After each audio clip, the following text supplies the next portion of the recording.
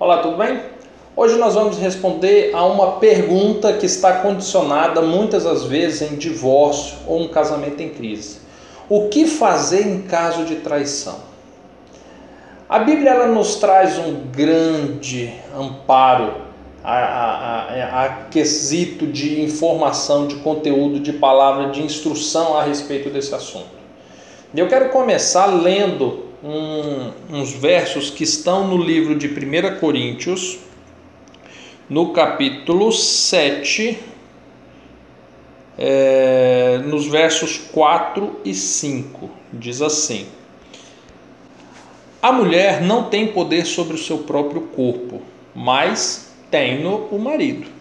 E também, da mesma maneira, o marido não tem poder sobre o seu próprio corpo, mas tem-no a mulher.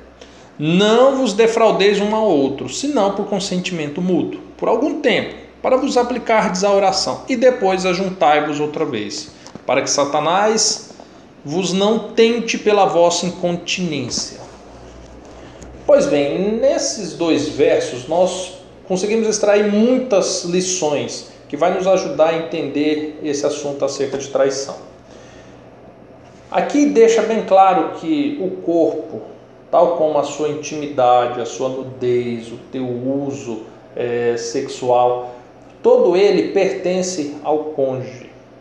Ou seja, eu não posso privar o meu corpo do meu cônjuge e também não posso expor o meu cônjuge a terceiros que não sejam o meu cônjuge.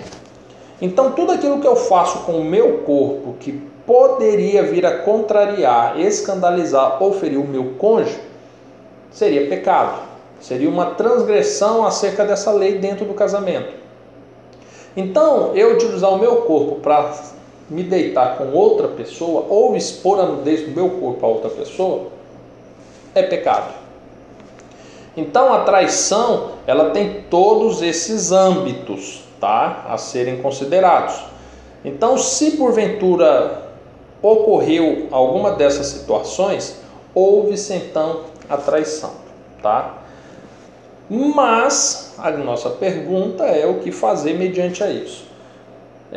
Conforme eu já disse em outros vídeos, e o conselho que eu sempre deixo é que não se separe. Se a situação for insustentável, se separe, mas não venha se casar novamente. É o que Paulo continua dizendo aqui nessa carta aos Coríntios, nesse capítulo 7. Então, como proceder? Uma das situações, e é natural que isso ocorra, é nós analisarmos o que deu causa a esse pecado, a essa traição. Muitas das vezes o cônjuge ele se torna culpado disso. Se porventura foi por um impulso sexual, nós bem sabemos pelo verso que nós lemos que a mulher não tem o direito de privar o seu corpo ao seu cônjuge e nem ele privar a ela. Então, essa acessibilidade sexual, ela deve existir e deve-se ser respeitada.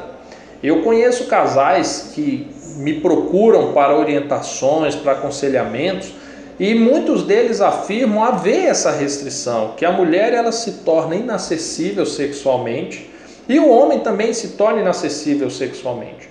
O que faz com que o desejo, o impulso sexual em cada um deles cresça a cada dia, mas infelizmente começa a ser canalizado em outras pessoas, quer seja por pornografia, quer seja por conversa com pessoas no trabalho, na igreja, os vizinhos, né, amigos próximos, e isso é muito perigoso.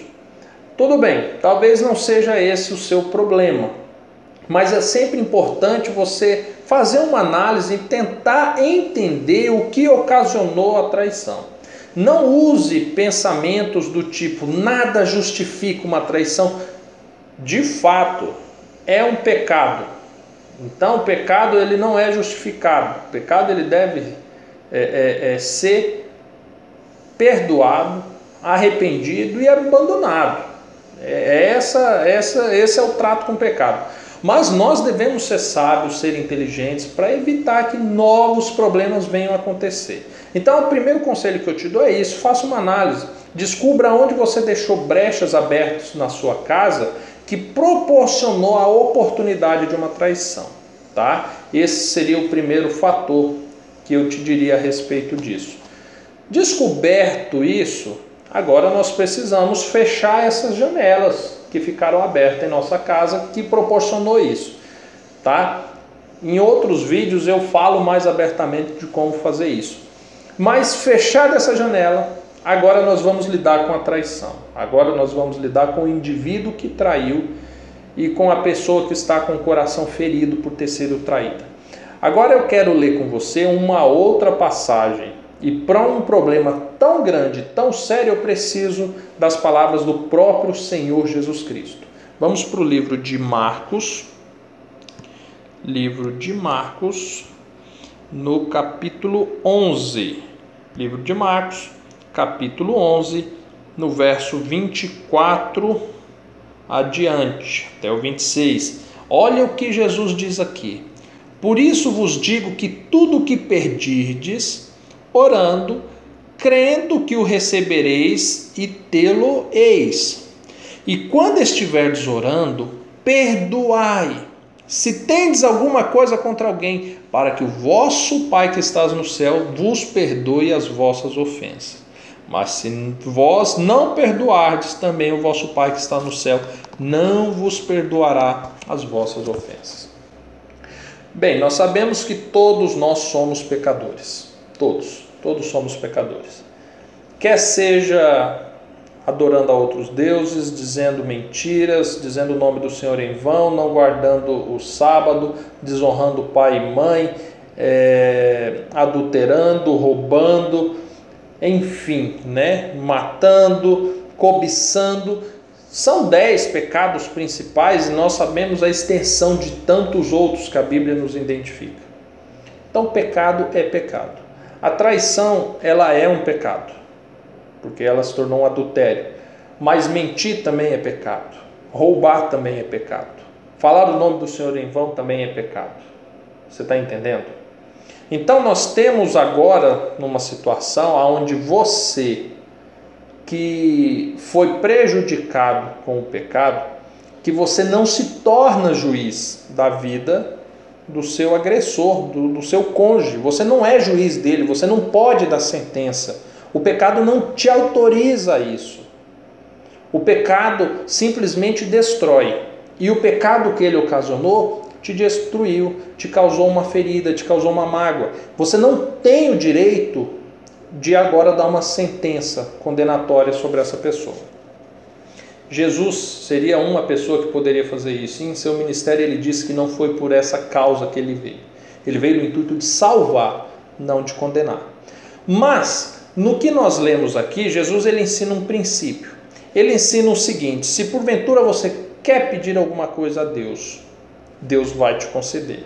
E se porventura o perdão for necessário para que você peça alguma coisa a Deus, será necessário também que você perdoe aqueles que precisam ser perdoados. Caso ao contrário, Deus também não te perdoa. Deus ele coloca aqui uma balança de justiça que os valores e princípios que você usa, Deus usará para contigo.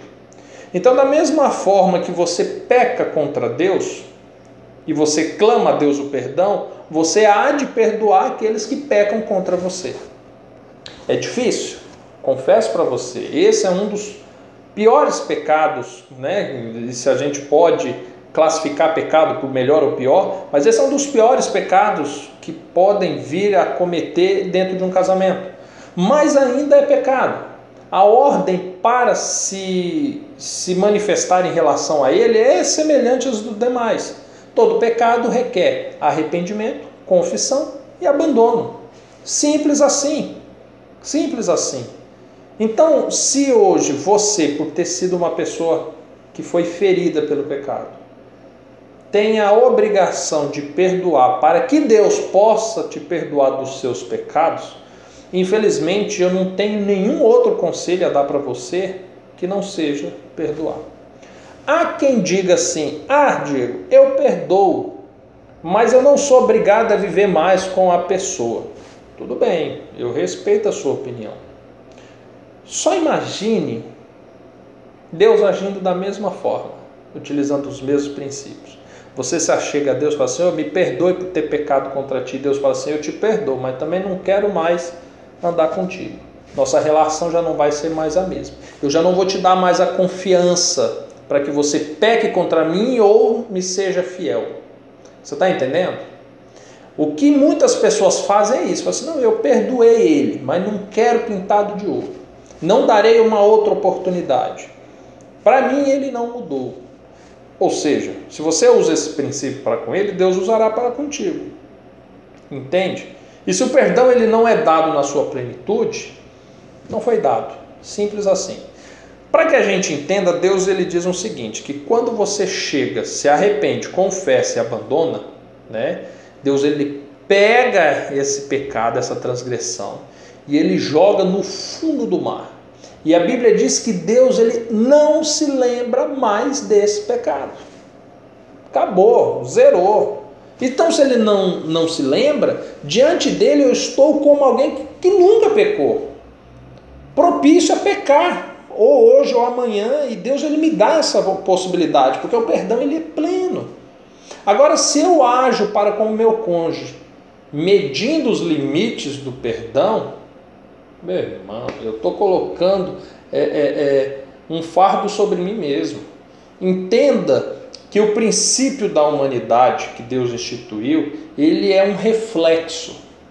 Então, se eu pegar o meu irmão e amarrar uma corda no pescoço dele e colocar uma pedra e lançá-la ao mar, eu não vou estar percebendo, mas eu fiz a mesma coisa comigo. Você está entendendo? Então, se eu quero viver em paz, e eu quero que Deus me perdoe e que me dê a plenitude da liberdade, eu preciso conceder isso ao outro. Entende? E é simples assim. E olha, não quero julgar você se hoje você não consegue fazer isso. E eu não estou aqui também para que pessoas mandem comentários dizendo assim, só quem passou por isso é que pode falar. Meu irmão, e se você passasse por isso? Olha, eu não quero passar por isso. Eu lido na minha casa para que eu não passe por isso. E eu não desejo isso a ninguém. Mas se você está passando por isso ou passou por isso, a Bíblia te dá instruções. Ela diz como proceder a respeito disso. Se você não quiser aceitar essa palavra, é um direito seu, é o livre-arbítrio. Mas não tem para onde correr. Se você ouviu até aqui, você já lidou com a verdade. Agora é você colocá-la em prática. Como você vai fazer isso? Eu não sei. Quando você vai fazer isso? Eu não sei. Eu espero que seja logo. Porque você ficar carregando essa culpa, essa dor, esse sentimento no seu coração, você vai transformar a traição, que já foi um rasgo grande no peito, em algo que vai te dilacerar. Então, quanto antes você terminar com isso, melhor. Que Deus possa te abençoar. Gostou do vídeo? Curta, isso ajuda bastante a propagar esse vídeo nas redes sociais, no YouTube principalmente. Comente se você já passou por essa situação, se você concorda, discorda, se tem alguma outra dúvida. E compartilhe esse vídeo se você julga que o conteúdo será bom para outra pessoa que está precisando. Tá bom? Fica com Deus. Um abraço, até mais. Tchau, tchau.